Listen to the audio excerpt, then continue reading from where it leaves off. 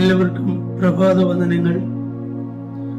ഒരു ദിവസം കൂടെ ദൈവം നമുക്ക് ദാനമായി നൽകിയത് ഓർത്ത് ദൈവത്തെ സ്തുതിക്കുകയും ചെയ്യുന്നു.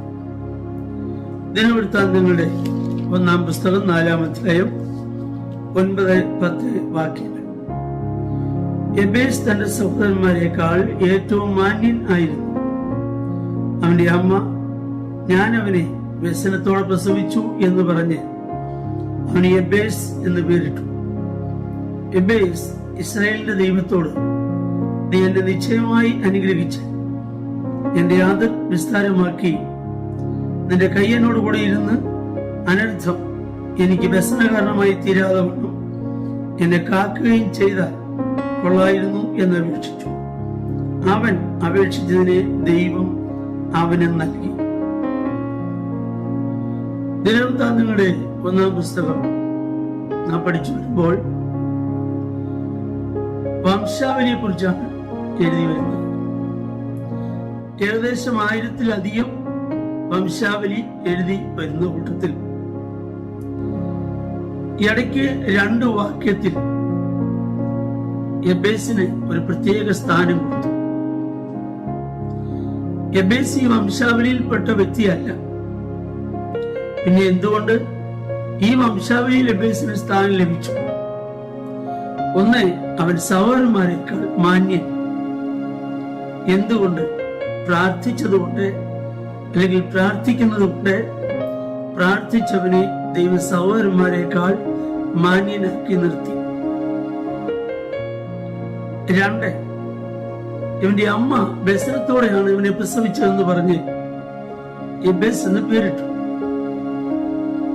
അപ്പോൾ ഇവന് എന്തോ വൈകല്യം ഉണ്ടായിരുന്നതായി വേദപഠിതാക്കൾ അഭിപ്രായപ്പെടുന്നുണ്ട്. അപ്പോൾ ഇവന് പരിമിതികളുണ്ട്. ഒരു വൈകല്യമുള്ള വ്യക്തിക്ക് ചില വിഷയങ്ങൾക്കൊക്കെ പരിമിതിയുണ്ട്. എന്നാൽ എബേസ് ആ പരിമിതി നോക്കിയിരുന്ന് വ്യാകുലപ്പെടുന്നതിനേക്കാൾ ഇസ്രായേലിന്റെ ദൈവത്തോട് എബേസ് ഒരു പ്രാർത്ഥന പ്രാർത്ഥിക്കുക. എന്തുകൊണ്ടാണ് ദൈവത്തോടൊന്ന് പറയാതെ ഇസ്രായേലിന്റെ ദൈവത്തോടൊന്ന് എടുത്തു പറയുവാൻ കാരണം യാക്കോബിന്റെ സ്ഥിതിക്ക് മാറ്റം വരുത്തിയത് യാക്കോബിന്റെ പ്രാർത്ഥനയാണ്.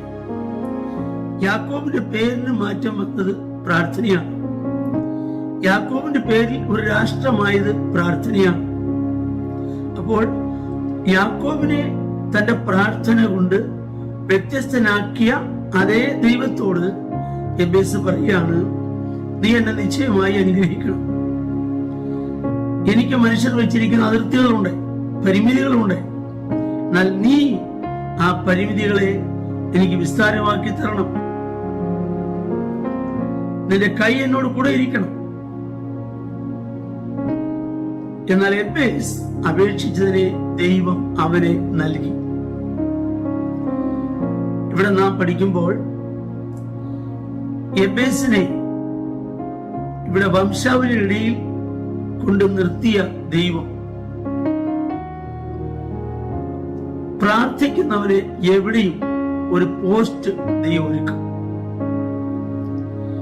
ഏലിയുടെ മക്കൾ മുപ്പല്ലിയുമായി ഇറച്ചി കുത്താൻ നടക്കുമ്പോൾ പ്രാർത്ഥിച്ച ശമൂവേലിന് വേണ്ടി ദൈവം ഒരു പോസ്റ്റ് ഒരുക്കി.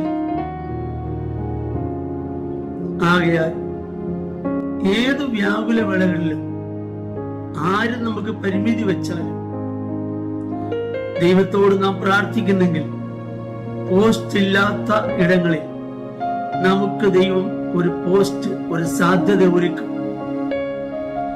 വഴിയില്ലാത്ത ഇടങ്ങളിൽ അവൻ നമുക്ക് വഴി ഒരുക്കും.